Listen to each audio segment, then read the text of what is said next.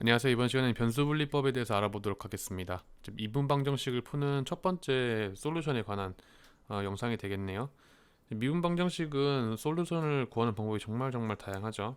그래서 이 솔루션을 구하는 방법을 굳이 배우는 이유는 미분방정식의 해가 유일하다고 판정되면, 그러니까 유일해가 존재한다고 하면 어떤 방법으로 풀든지 해만 잘 넣으면 내가 푼 방법이 정답이다 라는 방식으로 이제 미분방정식을 풀이하게 되니까, 뭐 그런 이유로 여러 가지 풀이법을 배웁니다. 그래서 상황에 맞는 방정식 형태에 맞는 풀이법을 가지고 적용을 시키면 되고, 특히 이제 1개인 미분 방정식 같은 경우에는 어떤 풀이법을 쓰든지 크게 상관이 없으니까 여러 방법을 이제 배워두는 건 좋을 것 같아요. 자, 언제나 그렇듯이 제 블로그에 보시면 글로 내용이 정리되어 있으니까 확인해 보시면 좋을 것 같고요. 시작해 보도록 하겠습니다. 자, 이번 시간에 배울 건 이제 변수 분리형 1개인 미분 방정식인데, 어떤 형태냐면 저번 시간에 배웠던 것처럼 우변에 있는 여기 fx, y 텀이 여기 mx와 ny로 정확하게 나눠지는 그런 형태가 된다고 할 수 있겠습니다. 이런 방정식 형태가 된다고 하면 이제 풀이가 쉬워지기 때문에 좀 선호하는 형태가 되겠죠. 선호한다는 게 이제 이런 식으로 나오도록 뭐 가정을 한다든지 하는 여러 가지 이유로 이제 이거를 제일 먼저 배우게 됩니다. 그래서 우변을 보면 이제 mx와 n으로 나눠진다라고 볼 수 있고, 그래서 변수 분리형이고요. mx와 ny가 어떤 형태일 때 풀이가 되는지 좀 보려고 하는데, 제일 간단한 형태로 mx는 1, ny는 y인 그런 형태 가지고 문제를 풀어보도록 하겠습니다. 자, 아래와 같은 형태가 있을 때 여기서 이 식이 의미하는 바는 y를 미분했을 때 그대로 y가 되는 함수라는 얘기니까, 우리가 생각할 수 있는 건 자, 이런 형태의 식이 나와야 된다라는, 솔루션이 이렇게 나와야 된다라는 걸 알 수 있죠. 그래서 얘가 어떻게 나오게 되는지 한번 보도록 하겠습니다. 변수 분리형 미분 방정식 같은 경우에는 전략이 각각 변수를 한 변에 다 몰아주는 거가 전략이 되겠습니다. 그래서 이러한 형태 같은 경우에는 y로 나눠줘서 y분의 1 만들어주고, 다음에 dx 곱해줘서 양변에, 그래서 x에 관한 식은 다 오른쪽에 y에 관한 식은 다 왼쪽에 오도록 이렇게 만들어주는 겁니다. 그래서 여기 y를 나눠줘서 y분의 1 dy dx는 1이 되고, 양변에 dx를 곱해주면 y분의 1 dy는 dx가 되니까, 여기서 적분을 취해줌으로써 lny는 x 더하기 c 이런 식으로 만들어준 다음에 결국 y는 2의 x 더하기 c가 되는 거고, 여기가 이제 이렇게 나눠서 쓸 수 있죠. 그러니까 이것도 새로운 변수로 만들어줘서 y는 c의 2x승 이런 식으로 쓸 수 있다 라고 하는 겁니다.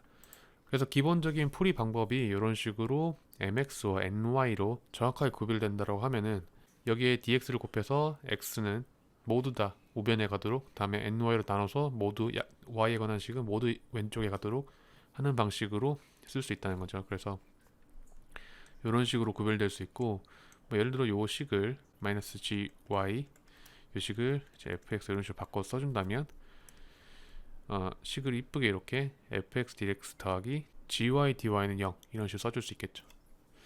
그 다음에 양변의 적분을 다 취해주면 여기 상수가 붙게 되고, 그리고 부정적분 꼴로 이렇게 나타내 줄 수 있고, 그럼 여기서 이제 솔루션을 구할 수 있게 되는 거죠. 초기값을 넣어줘서 c에 관한 값을 얻어주고 하는 방식으로 변수 분리형 1개 미분 방정식을 풀 수 있게 됩니다. 자, 전략은 이런 방식이고 간단하니까 우리 바로 예제 문제 보면서 어떻게 푸는지 좀 직접적으로 보도록 할게요. 변수 분리법을 이용해서 풀 수 있는 미분 방정식이 되게 종류가 다양합니다. 특히 이제 대표적인 거 두 가지를 제가 가져왔는데, 하나가 뉴턴의 냉각 법칙이랑 또 하나가 시간 변화에 따른 소금 농도 변화. 시간에 따른 소금 농도 변화 문제는 이제 믹싱 프로블럼이라고도 하는데, 이 문제는 이제 소금물이라고 했지만은 사실 뭐 화학적인 어떤 물질에도 크게 상관이 없습니다. 자, 이런 문제에서 많이 쓸 수 있다라는 거 알아두시면 좋을 것 같고요. 이 두 문제 한번 풀어보도록 하겠습니다. 그리고 변수 분리법을 이용해서 풀 수 있는 방정식 중 하나가 슈레딩거 방정식도 있기 때문에, 이런 높은 수준의 문제도 얼마든지 적용할 수 있는 방법이기 때문에 전혀 무시할 방법은 아닙니다. 뉴턴의 냉각 법칙 일단 먼저 보도록 할게요. 일단 뉴턴의 냉각 법칙이란 거는 뭐냐면 뜨거운 물체에 찬물을 끼얹어야 더 빨리 식는다라는 얘기를 해주는 거죠.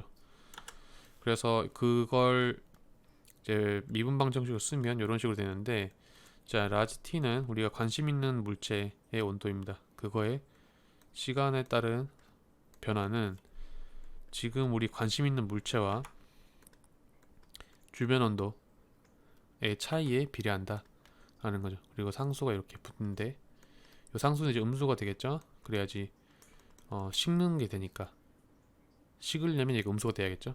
만약에 뜨거워지는 거면 양수가 될 수도 있겠지만, 그러다 보니까 이제 K라는 상수는 이제 물체의 특성을 얘기해주는 그런 값이 되겠죠.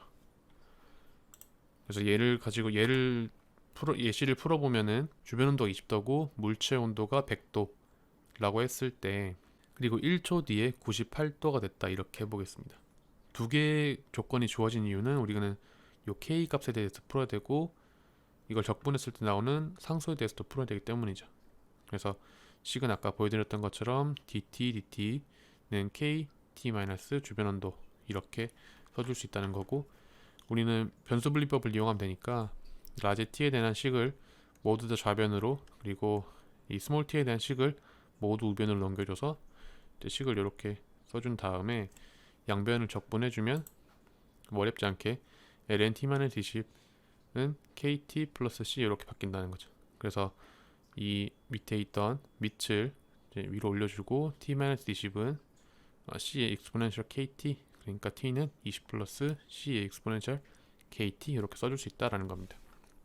그렇게 보면 이제 우리가 모르는 변수가 c와 k 두 가지죠. 그러니까 이 두 가지를 얻기 위해서 두 가지 조건을 대입시키면 되겠죠. 그래서 초기 조건인 0초일 때 100도였다는 사실을 이용해서 20에 c-k 0 이렇게 해주면 여기가 값이 1이 되고, 그러면 20 플러스 c는 100이니까 c는 80이 되겠죠. 다음에 t 1초일 때 98도라고 했으니까 20 플러스 82의 k 1초는 98도가 되는 거고, 빼주면 78이 되죠. 다음에 2의 k승이 80분의 78이니까 k는 ln 80분의 78 이렇게 해서 계산을 해주면 마이너스 0.0253이라고 합니다. 이런 식으로 하면 우리가 솔루션을 구해내게 된 거죠. 그래서 처음 100도에다가 얘가 점점 내려가서 20도로 이제 점점 서서히 맞춰진다 라는 솔루션 커브를 구할 수 있는 거죠.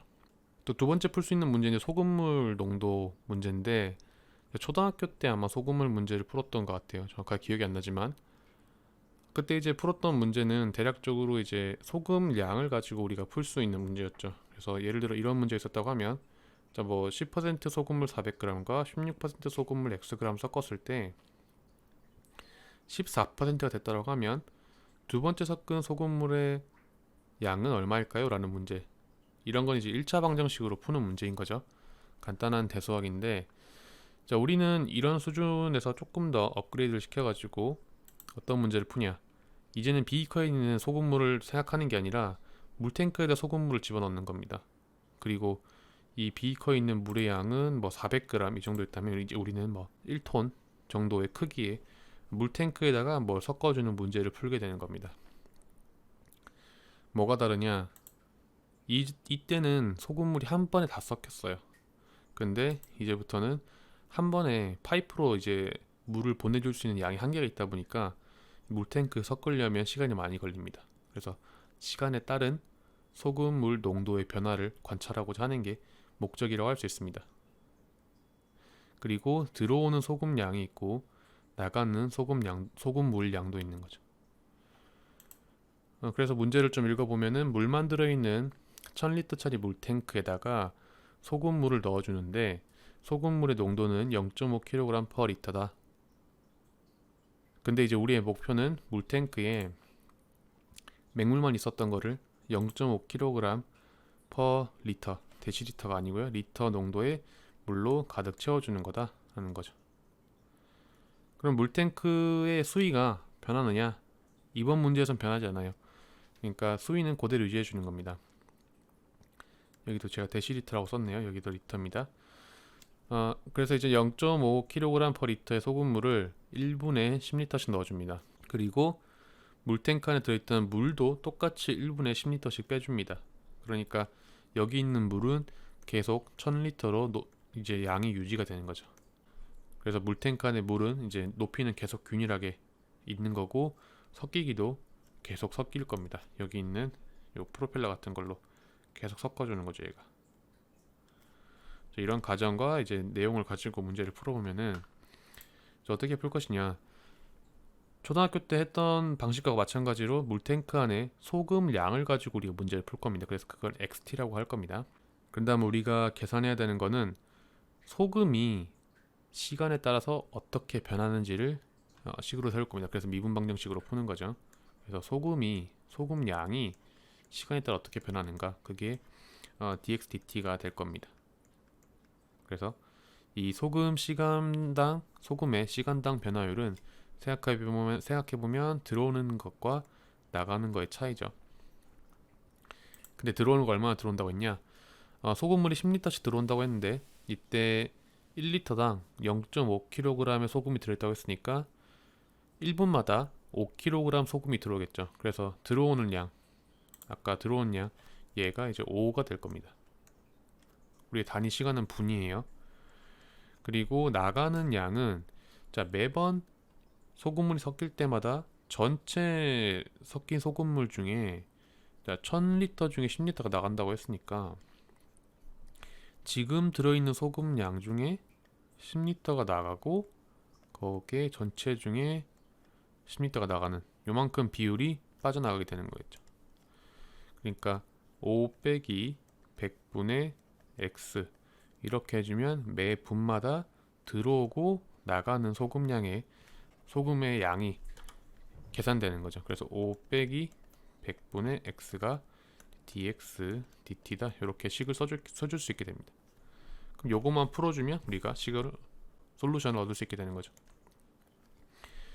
그러면 이렇게 이제 요 식을 약간 바꿔서 100분의 500 빼기 x 이렇게 써주고, 변수 분리법을 이용해서 x에 관한 식은 모두 왼쪽에, t에 관한 식을 모두 오른쪽에 넣어주면 이런 식으로 식을 쓸 수 있게 되죠.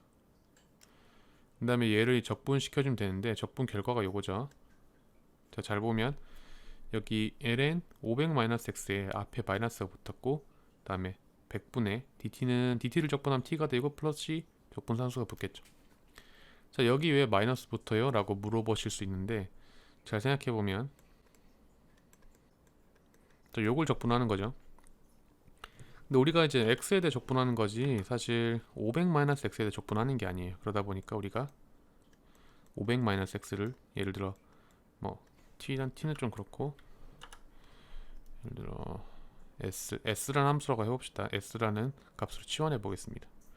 그러면 s분의 1에다가 dx를 적분하는 건데, 우리 dx라고 쓸 수 없고 s에 관한 적분 미소기율을 바꿔줘야겠죠. 그래서 얘를 양변을 미분해보면 마이너스 dx는 ds가 되니까 이거를 이렇게 s분의 1에다가 마이너스 ds 이렇게 쓸 수 있고, 생각해보면 ln s가 앞에 또 마이너스 붙었죠. 그러니까 마이너스를 붙여주고, 원래 s가 500-x였으니까 그대로 써주면 되겠습니다. 그래서 나온 결과가 여기 나온 이 결과가 되겠죠.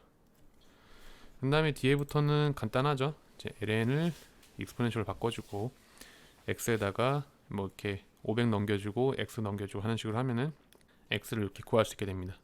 자, 초기 조건을 따로 주진 않았지만 처음에 소금물이 없는 맹물이었으니까 x0, 이게 소금 양이죠. 이 소금 양이 처음에는 0이었을 겁니다. 그래서 x0는 500 빼기 c의 익스포넨셜 뭐뭐뭐 0 이렇게 해주면 500이 c가 되겠죠.